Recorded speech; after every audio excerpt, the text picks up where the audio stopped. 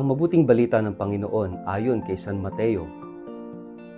Pag-alis doon, naglakad si Jesus sa tabi ng lawa ng Galilea. Umakyat siya sa bundok at naupo roon. Nagdatingan naman ang napakaraming taong may dalang mga pilay, bulag, lumpo, pipi, at marami pang ibang may sakit. Dinala rin nila ang mga ito sa paanan ni Jesus at sila'y pinagaling niya.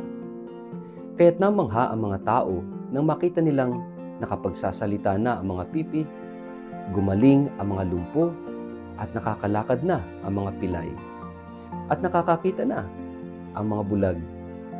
Kaya't pinuri nila ang Diyos ng Israel. Tinawag ni Jesus ang kanyang mga alagad at sinabi sa kanila, "Nahahabag ako sa mga taong ito.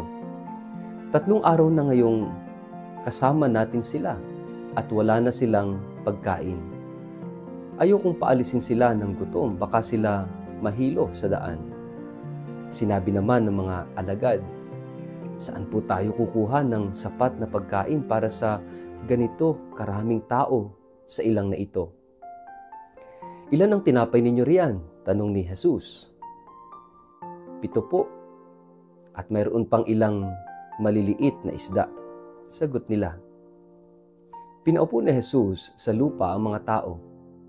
Kinuha niya ang 7 tinapay at ang mga isda at nagpasalamat siya sa Diyos. Pagkatapos, pinaghati-hati niya ang mga iyon at ibinigay sa mga alagad upang ipamahagi sa mga tao. Nakakain at nabusog ang lahat. At nang ipunin ng mga alagad ang tinapay na lumabis, nakapuno pa sila ng 7 kaing. Ang mabuting balita ng Panginoon. Word of the day, hear what God has to say.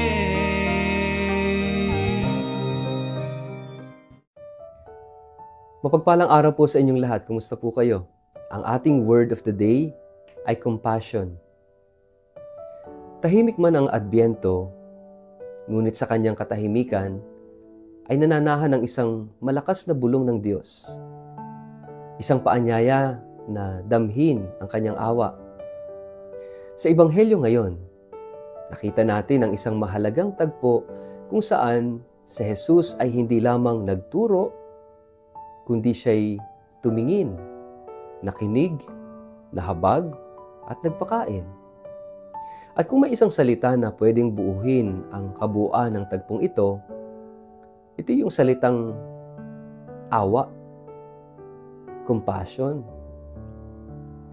Sa tanawing inilarawan ni Mateo, si Jesus ay nasa dalampasigan kasama ng isang malaking pulutong ng mga tao. Hindi ito simpleng pagtitipon, dala ng karamihan ang kanilang mga may sakit, pilay, bulag, pipi, lumpo, mga taong sugatan, wasak at halos itinatapon ng lipunan. Ngunit sa mata ni Jesus, sila'y hindi pasanin kundi mga anak na dapat alagaan.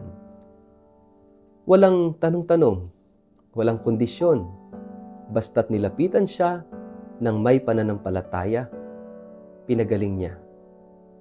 At hindi lang yon. Pagkatapos ng pagpapagaling, napansin din ni Jesus ang kanilang gutom. Marahil sa ating panahon, iisipin natin, bakit pa iisipin ni Jesus ang kanilang sikmura? Espiritual naman ang usapan. Ngunit para kay Jesus, ang kabuuan ng tao ay mahalaga. Hindi lamang ang kaluluwa ang kanyang nilalapitan, kundi pati ang katawan. Hindi lamang ang kasalanan ang nais niyang pagalingin, kundi pati ang sugat, ang uhaw, ang gutom, ang pagod. Ganyan magmahal ang Diyos. Ganyan ang kanyang awa sa atin. Ang awa ng Diyos ay konkretong pagmamalasakit. Hindi ito malayo, hindi ito abstract. Ito'y dumadama, lumalapit, humahawak, nagbibigay. Sa loob ng 3 araw, hindi lang nakinig si Jesus sa mga tao. Kasama niya sila. Alam niya ang kanilang kondisyon At kahit wala silang hiningi, alam niya kung ano ang kanilang pangangailangan. Ganyan din siya sa atin. Maraming beses hindi tayo marunong humiling o hindi natin alam kung ano ang totoo nating kailangan. Pero tinitingnan niya tayo at sinasabi, ayokong pauwiin sila na gutom. Sa panahong ito ng Adbyento, pinapaalala sa atin ng Ebanghelyo na ang Diyos na darating ay Diyos ng awa, hindi Diyos ng parusa. Ang Diyos na hinihintay natin ay hindi humihingi ng perpektong pagkatao bago lumapit sa Kanya. Sa halip, Siya ang unang lumalapit, Siya ang unang tumitingin, Siya ang gumagaling, at Siya ang nagpapakain. Tayo ang gutom, pero Siya ang may dala ng tinapay. Napakalalim ng larawan ng pagpaparami ng tinapay. Hindi lamang ito tungkol sa pagkain, ito ay larawan ng Diyos na hindi nauubusan. Ang tinapay ay dumami, hindi dahil may labis, kundi dahil may handang ibahagi. At kung iisipin natin, nagsimula ito sa 7 tinapay at ilang pirasong isda.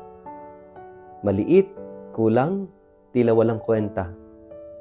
Pero sa kamay ni Jesus, ito'y naging sagana. Ganyan ang awa ng Diyos. Sa kakaunti, gumagawa siya ng kababalaghan. Hindi rin nalilimutan sa Ebanghelyo ang papel ng mga alagad. Sila ang inutusan ni Jesus na magpamigay ng pagkain. Marahil, mas gusto nilang pauwiin ang mga tao, pero hinamon sila ni Jesus, kayo ang magpakain. At dito, pumapasok ang hamon sa ating lahat. Kung tayo ay tunay na tagasunod ni Kristo, hindi sapat na tayo ay makaunawa ng Kanyang awa. Dapat tayo rin ay maging tulay ng awa para sa iba. Tayo ang kamay na mag-aabot. Tayo ang bibig na magsasalita ng pag-asa.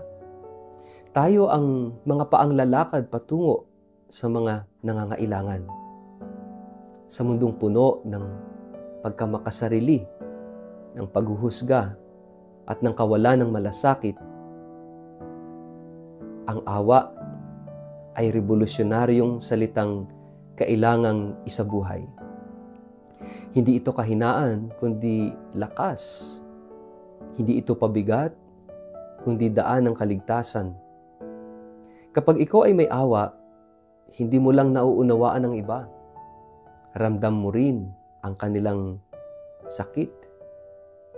Hindi ka lang naawa, kumikilos ka, nag-aabot ka, nagbibigay ka. Kaya ngayong Adbyento, tanungin natin ang ating sarili.